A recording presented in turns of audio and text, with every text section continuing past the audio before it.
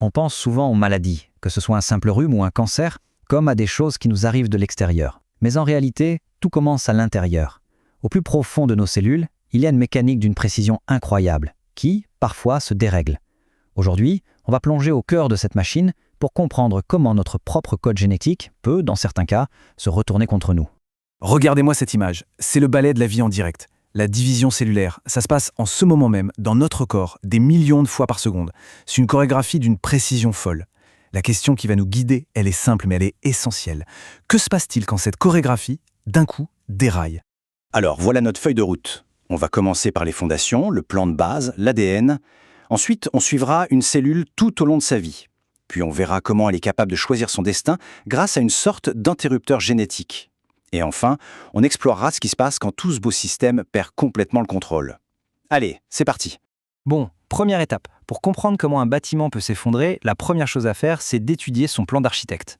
Eh bien, pour nos cellules, ce plan, c'est notre ADN. L'ADN, son petit nom, c'est acide désoxyribonucléique. Il faut voir ça comme un immense manuel d'instructions. Il y a absolument tout dedans, toutes les recettes pour nous construire, nous faire fonctionner, nous réparer. Et le plus fou, c'est que ce livre de plusieurs milliards de pages est écrit avec un alphabet de seulement 4 lettres. Et voilà à quoi il ressemble ce fameux manuel. C'est la célèbre double hélice. On a 2 longs brins, un peu comme les montants d'une échelle torsadée, et ils sont connectés par des barreaux. Ces barreaux, ce sont justement les fameuses lettres du code, les paires de base. Avec une règle toute simple, A va toujours avec T et G va toujours avec C.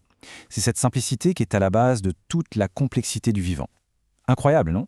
Maintenant, il faut qu'on parle d'un truc, la taille. Si on déroulait l'ADN qui se trouve dans une seule de nos cellules, il ferait à peu près 2 mètres de long. 2 mètres! Alors, comment est-ce possible de faire tenir 2 mètres de fil dans un espace des milliers de fois plus petit qu'une tête d'épingle? La réponse, c'est un système de rangement d'une efficacité redoutable. Et ce système, il est génial. D'abord, l'ADN s'enroule autour de protéines qu'on appelle des histones. Imaginez du fil qu'on enroule sur des petites bobines, ça donne une sorte de collier de perles.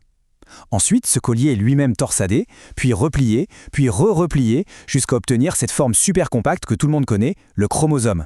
Mais attention, tout l'ADN n'est pas rangé aussi serré. Il y a des zones, le chromatine, qui sont un peu lâches, comme des livres posés ouverts sur un bureau. La cellule peut y accéder facilement, pour lire les instructions. Et puis il y a d'autres zones, l'hétérochromatine, qui sont compactées à mort. C'est comme des livres fermés à clé dans un coffre-fort. La cellule ne peut pas les lire. Et cette différence, elle est absolument capitale pour la suite. Ok, on a vu le plan, maintenant on passe de la théorie à la pratique, de l'architecture à la vie de la cellule. Parce qu'une cellule, ça vit, ça grandit et ça se divise. C'est un cycle permanent. En gros, ce cycle a 2 grandes étapes. D'abord, l'interphase. C'est la plus longue, c'est la vie de tous les jours de la cellule. Elle grandit, elle travaille, elle prépare ses affaires. Et puis il y a la phase M, la mitose. C'est beaucoup plus court, beaucoup plus spectaculaire. C'est le moment de la division. Et pendant l'interphase, il y a un moment clé. C'est la phase S, pour synthèse. Regardez le graphique. La quantité d'ADN dans la cellule double d'un coup. Pourquoi? Parce que la cellule est en train de photocopier l'intégralité de son manuel d'instruction. C'est une opération ultra délicate. La moindre faute de frappe peut avoir des conséquences catastrophiques. Une fois que l'ADN a été dupliqué, la mitose peut enfin commencer. Première étape, la prophase. Pour pouvoir distribuer équitablement les 2 copies du manuel dans 2 nouvelles cellules, il faut d'abord bien les ranger. L'ADN va alors se condenser à son maximum pour former ces fameux chromosomes en forme de X. En fait, chaque X, c'est un paquet qui contient 2 copies parfaitement identiques du même chromosome. Ensuite, la métaphase.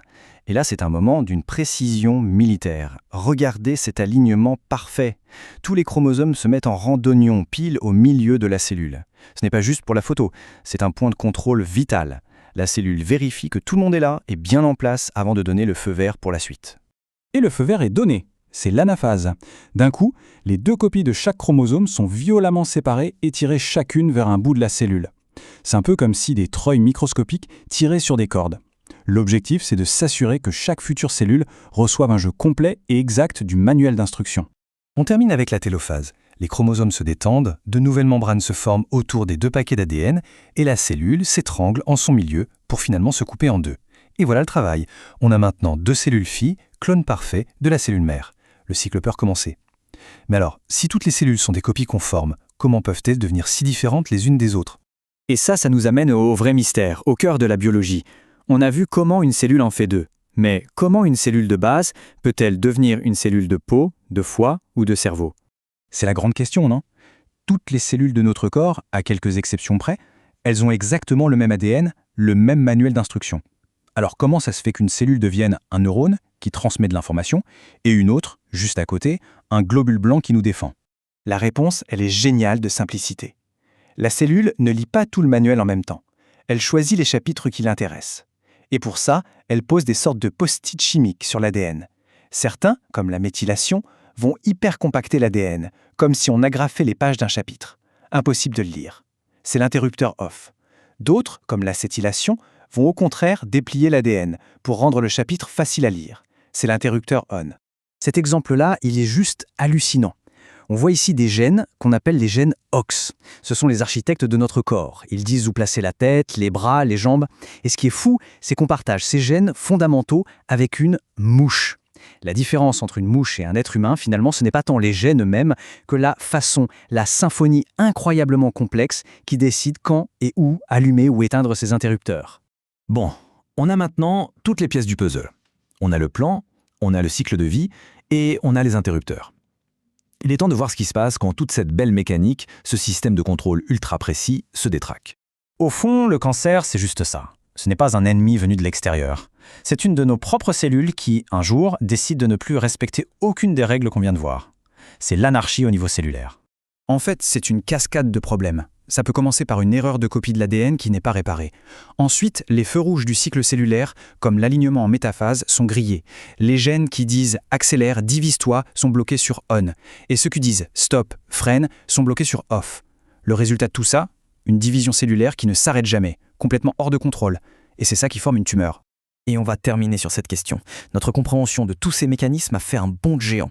Si le problème vient d'interrupteurs mal positionnés et d'instructions erronées dans le programme, alors peut-être que les traitements de demain ne se contenteront plus de détruire les cellules malades, mais qu'ils chercheront à reprogrammer directement la cellule, à réparer le code à la source. C'est une perspective qui donne le vertige, mais qui est aussi pleine d'espoir.